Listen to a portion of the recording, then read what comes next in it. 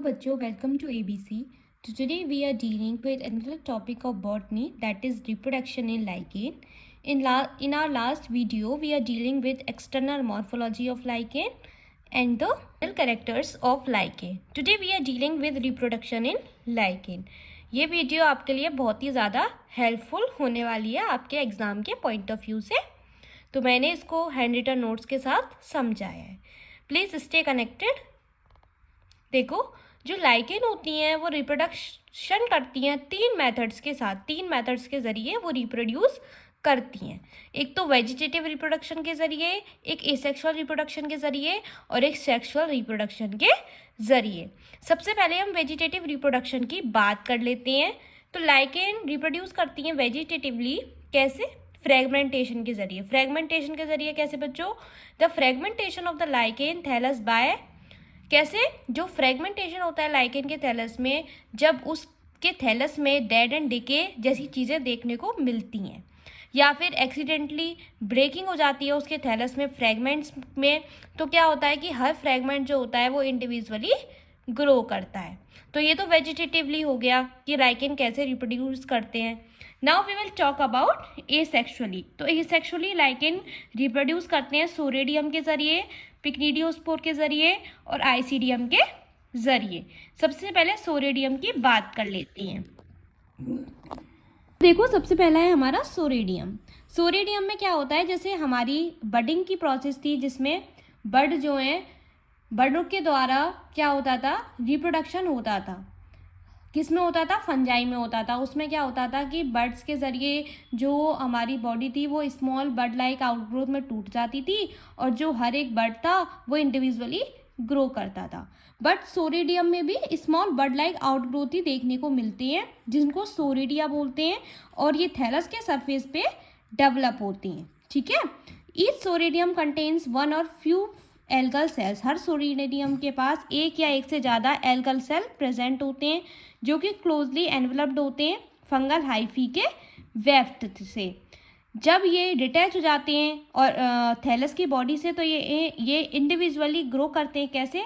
कि जब हवा और रेन के ज़रिए क्या होता है कि ये डिटैच हो जाते हैं ऑर्गेनिज्म की बॉडी से, और जब इनको सुटेबल सबस्ट्रेटम मिलता है उसके ऊपर ये जर्मिनेट करके न्यू थैलस का फॉर्मेशन करते हैं लाइकेन का.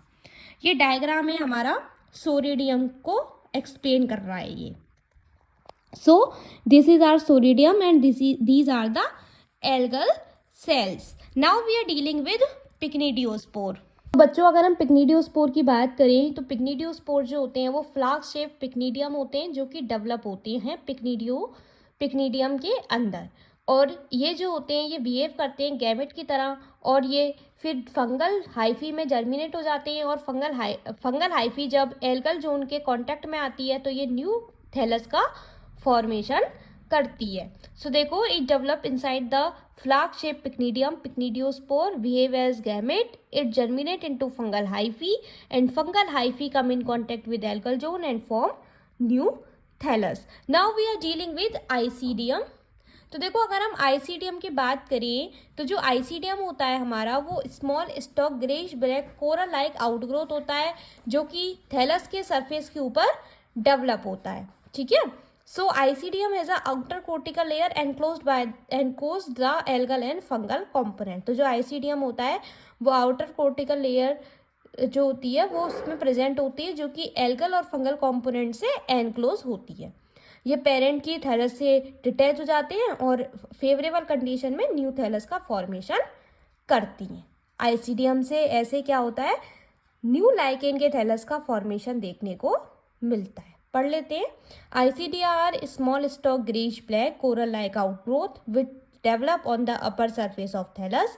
आइसीडियम has a outer cortical layer enclose the algal and fungal component. It is easily detachable from parent thallus. It germinate under favorable condition and form new thallus. Now we are dealing with sexual reproduction in lichens.